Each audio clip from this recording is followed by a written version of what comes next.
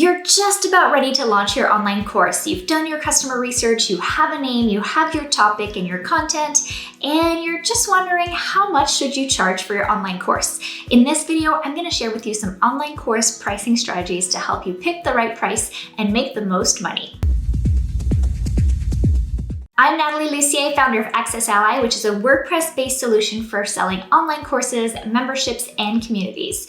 So in today's episode, we're talking all about online course pricing strategies because I see this as a mistake so often where people just look at their competitors in their marketplace and they pick a price kind of similar to what other people are charging. And this is a recipe for disaster because what you'll end up with is another same product that does not sell all that well. So we are going to be looking at three options today: lower tier pricing, mid-tier pricing, and high tier pricing. And I'm going to help you decide which is right for you and your online course. But first, let's take a quick detour into Storyland. So you're probably familiar with the story of Goldilocks and the Three Little Bears. So Goldilocks went into the home of the bears and she tried all kinds of things. Sometimes the chair was too big, the chair was too small, and then the chair was just right. And it's very similar for online course pricing. You can look at higher price courses and say, oh, maybe, but I'm not quite there yet. You might look at lower tier pricing and say, I don't want to be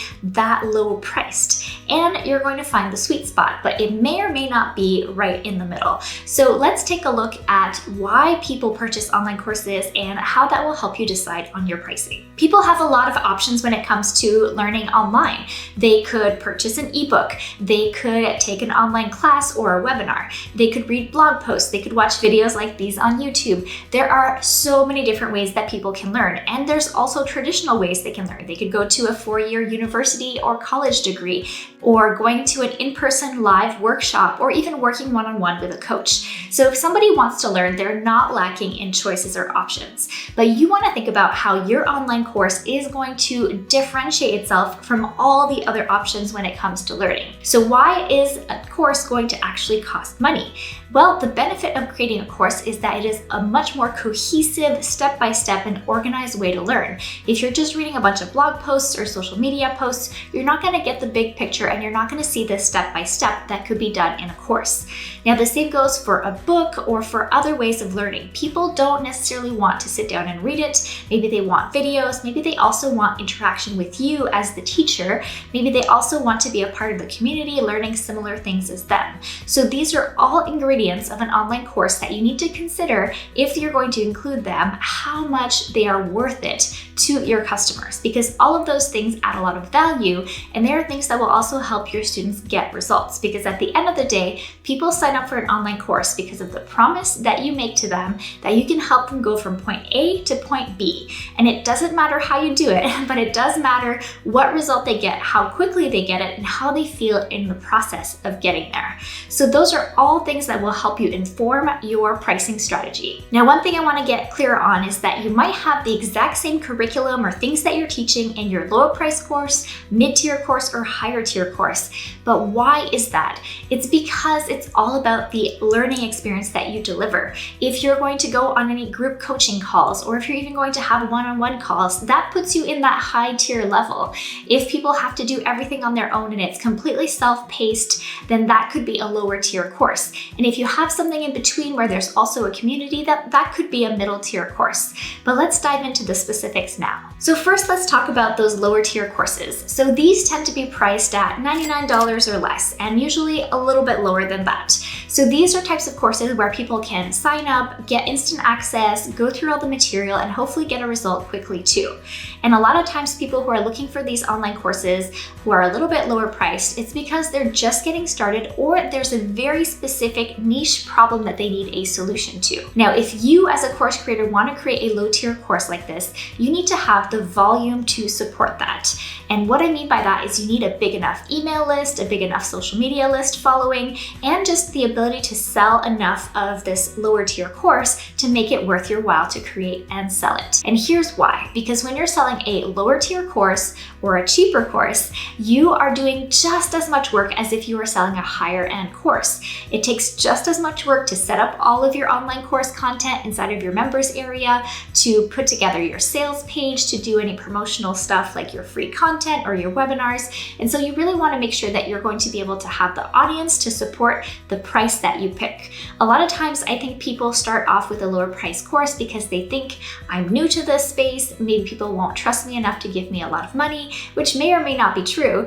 But really what it comes down to is not about stair-stepping your price up. So you don't want to think about your price starting off super low and then increasing it over time, unless you're doing a membership. And if you are pricing a membership, I have a whole other video about pricing memberships, so watch that one here. Instead, what you want to do is price your course at a level that you think your audience will love and feel like it's a no-brainer to sign up for because they're going to get so much value, but also at a price point where you as the course creator will have a sustainable income too. So unless you have thousands and thousands of people on an email list, I don't think a super low price course is the way to go. Unless you're thinking about it as part of a bigger journey where somebody signs up for a lower tier course and then enrolls in a membership or a higher level course or program.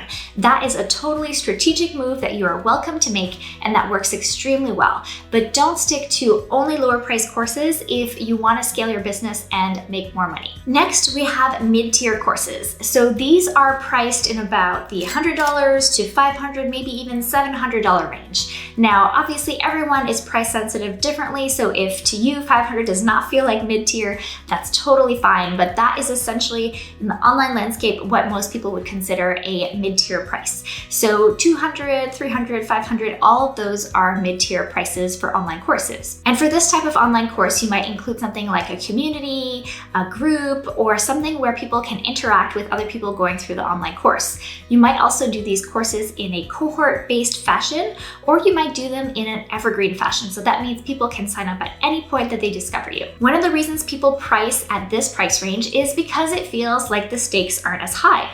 You're not charging thousands of dollars for your online course, and you can deliver good stuff. But also, it's not all on you to deliver that transformation because people have to go through it usually on their own. So what that means is, unfortunately, people don't tend to complete these types of online courses. Because they didn't invest a ton of money, they're not necessarily as committed, and they might just brush it off when the routine of their life comes back in and takes them and keeps them busy again. So it's super important if you decide to go with a mid-tier pricing that you actually support people to get the results. So whether that is group coaching calls, or that you're super active in the community, or that you do something else to really encourage people to go through the course and get the results that they wanted in the beginning. Because if you don't get people through your course, you're not going to get testimonials, you're not going to get raving fans, and these people are probably not going to buy another course from you. So it's really important to make sure that they get the best results possible, even if you are going to go with a mid-tier price. So I highly recommend that you think of mid-tier not as a lower stakes way for you to create a course and make a little bit of money, but as a way for you to over-deliver and really make sure people get the results that they wanted. And then maybe you could potentially offer a higher tier version as well. So let's get into what a high tier course looks like. So a high ticket course tends to be at least $1,000, probably $2,000, $3,000, $4,000, or even $5,000 for a course. Now you might be thinking, no way, that's totally crazy. Why would anyone pay that kind of money? But here's the thing, with these higher ticket courses, what you're going to be doing is usually hand-holding these people a little bit more than you would with a self-paced course. Maybe you do have an onboarding call with them. Maybe you have weekly calls or monthly calls that you really dig into the topics with your students.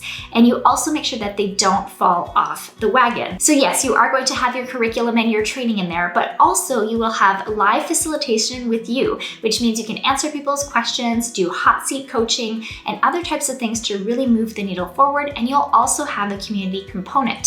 So you can use something like Community Ally, which is an Access Ally add-on right inside of your members area, so that everything is in one place and people get to know each other and really support each other through the materials. Now you might be thinking, okay, that's great if I have a big name and a big audience and I'm really well known and I have all these credentials for creating this high ticket course. but if I'm just starting out, I'm not gonna go this route. And that would be a mistake, because here's the thing, when you start off pricing really high, you can actually deliver amazing results. Think about it as a hybrid between a one-on-one service and a course. So you can really, truly get people the results that they're looking for, that transformation from A to B, except that you're doing it through your course and through your curriculum on top of what it is that you're going to do one-on-one or as a group with your people. So this is important, because if you're just getting started out, this is a great way to make more money upfront to help fund the development of your business and the growth of your business. And then that can help you hire people like a virtual assistant or other people on your team too. So I highly recommend this route if you're just getting started and you're not quite sure what you're doing yet, because this will actually also help you design the curriculum and make sure that you're really teaching the stuff that will benefit people the most. Now, of course, one big context piece here is that this will not work in all markets. You have to make sure that what it is that you're teaching and helping people with will have a positive return on investment for your students. So this may or may not work if people are in debt and you're trying to teach them how to get out of debt, because you're just gonna put them further in debt by signing up for a program like this. However, if this is an investment program where you're helping people who already have money but learn how to invest it better, that could be a very high return on investment type of course for them. So really think this through in the type of topic and course that you decide to put together. Now, if we're talking about online course pricing strategies, we have to talk about installment payments and payment plans. So this is when you offer an option where people can pay in full or pay over time. And so for example, say you have a $1,000 course, somebody could pay $1,000 right away, or they could pay $200 over 5 months. And so these are amazing ways to get more people to say yes and to give an option for people who might have a little bit of a cash flow issue to get started with your course and start seeing results faster. So here's the reality: when you're going to offer installment plans, you will have people who default on their payments. That means they signed up, they probably signed a contract or agreed to pay all these payments, but then their credit card gets full and they're not able to pay all of the future payments. That happens, you're going to have to probably chase them down or use automation like the one Access Ally provides to automatically follow up and get people to update their credit card and make the rest of their payments. You're also going to see that there are people who choose to do the payment plan who can't afford to pay extra. So a lot of times what we see people do is they will add on a fee for managing some of these failed payments. So maybe your pay in full option is $1,000, but then if you take the payment plan, you pay an extra $100 over time to kind of compensate for the extra work involved with chasing down payments. And that is fine. It is totally up to you if you want to do that. However, it's also a disadvantage for the people who need the payment plan to be forced to pay more for your product. So now that I've gone over the types of online course pricing that you can pick for your online course, I hope you know what you're going to charge, or at least closer to what you want to charge for your online course. Go ahead and do some competitor research, some client research, but also just know that at the end of the day, whatever you price your course at, it will still come down to you to make those sales and to market your course confidently and profitably. So if you want to learn how to do that, make sure to watch my next video all about how to pre-sell your online course.